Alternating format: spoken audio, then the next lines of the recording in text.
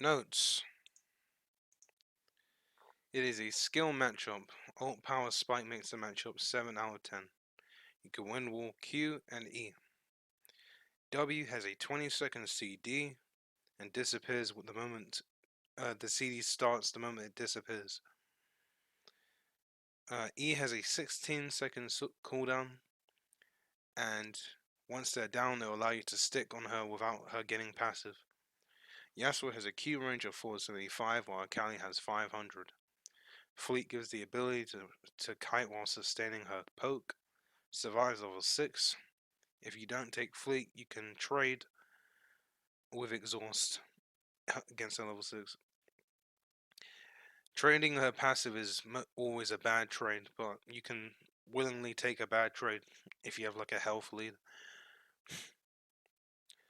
Playing passive requires freezing and proper vision against most assassins. Don't want to give them free roams. Make sure they ping as well. Level 1 you want to max range minions. Level 2 there's a possible deep ward near raptors. Vamp is good to sustain against her poke. While she's enshrouded, kite with E to not give her multiple sustain damage, Qs and autos. 2 components require you to respect her poke. Shield bow allows you to go all in, and you can look to bait for your team against her ultimate. Possible tanking of E near turret, and you can just heal up. That's the notes. Okay, so first match.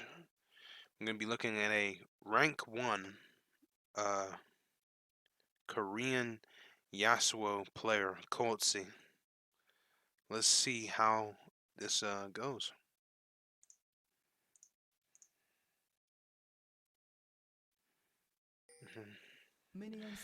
And the big thing, so right now is a quick damage showing, of Yasuo's level 1 potential. He actually catches Akali here.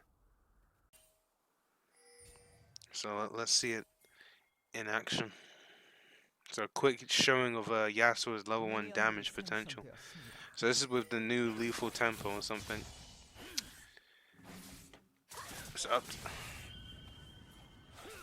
So up to here, that's 8 autos, including your Qs, and the third Q gets procced. Then he flashes Qs, autos twice with ignite. That's KO, simply. Just giving you an idea of Yasuo's level 1 power when allowed to be fully maxed out with the mid lane. That is a very specific one. But from a beautiful lead like that, he's just going to crash the wave. Look to get earlier item. He opts for like Doran's blade. Just plays the match normally. Takes the extra item from the lead. Extra starting item. Alright, next thing I want to show you is it's right here. So here is an example of Yasuo training abilities with Akali. You don't necessarily have to wait and react and then go in. So he W's the Q, uses E to play for the mobility, and still, sustain wise, it's not too bad, not too shabby. He is a level up. I do believe he had some minions to help, but it's not so terrible. It's not so one-sided, so to speak. The trade was actually quite even, and the level advantage helped quite nicely. Okay, next thing. 410. Now this is a personal problem I, have playing Yasuo when being aggressive, being afraid of the enemy jungler. Just gives you an idea that, when you get your opponent down to a certain amount of HP, you can start attempting 2v1s. So let's see it happen. So this is against Lee Sin. So you don't necessarily have to be scared.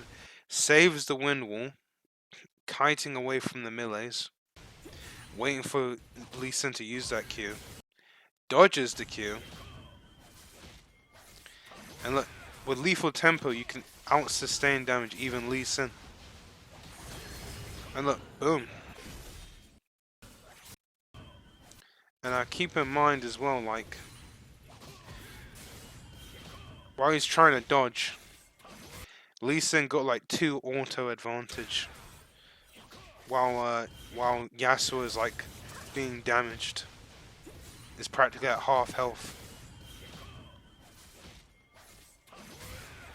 And still, he's able to play the lethal tempo game and squeeze out a kill.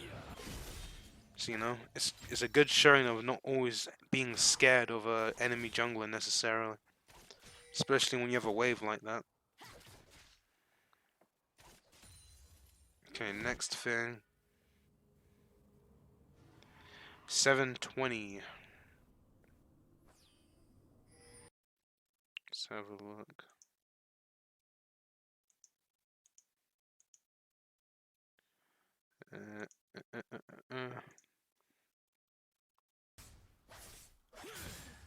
So here's just showing like you can't always directly like jump on Akali, especially when she has ult. Like her ult will just straight up kill you, and if you trade ults, she'll just simply escape. So one thing you can do to negate this is like engage purely. As funny as it sounds when teammates are nearby, this is like the only opening when Akali has ultimate. Like if you don't have like some significant advantage, like crazy, like attack speed boots isn't that much of a spike versus Akali level 6.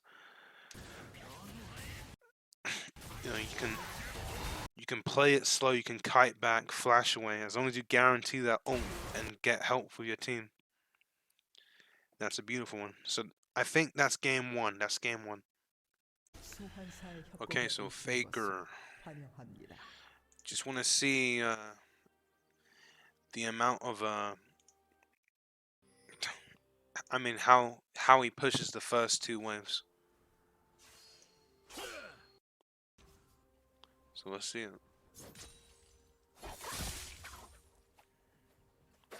Sorry, going back in a bit.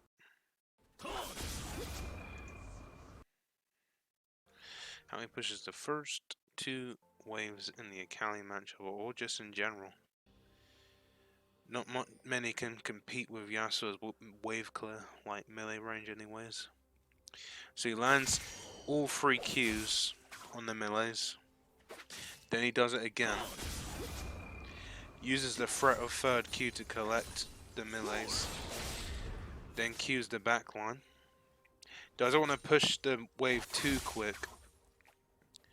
He just wants to be in position for... So he only hits 2, so he doesn't want to push away so quick. He just wants to have the 3 casters ready and get the maximum use. And now it's just a simple case of autoing down the wave and queuing. So on and so forth. And of course with this advantage, he looks to place a nice ward on raptors, like near raptors. He doesn't place it so deep because he wants to see the entrance of red on the left. And that is how you make use of Yasuo a good wave clear early game, or at least level 1 and level 2. So this is what happens when you don't have enough sustain. Akali gets to threaten dive possibility with 6. So see, keep in mind he has exhaust. Misses his E. Flashes out. But because he messes up his E bad, he doesn't get to live. But it just goes to show, like, even through exhaust, you will die if you don't find a way to deal with Akali's poke. And then another one is, let me just get it up. So it's 700. So this is an example. When Akali's ult is down, you get an opportunity to do a bit of pressure without the risk of dying extremely solo. And of course, even if you take some damage or something, you know, gives you that roam opportunity to help your jungler. And also, your jungler being nearby also gives you that extra kill threat if she does try and contest you. But yeah, once Akali gets 2 components of AP, that's when the damage really piles on with poking. So you gotta respect it. That's when she really gets the burst, very easily puts you in the range for killing. And you see, a possible thing that could have been done better is like just let the wave come to the torrent and last hit. But yeah, trying to contest like Akali while she has this kind of damage can lead to death. But luckily, Faker gets a level up and Wind Walls a hit. But it just shows you what kind of damage can happen. Well, I think that's all I wanted to show you guys. Thank you for watching the video.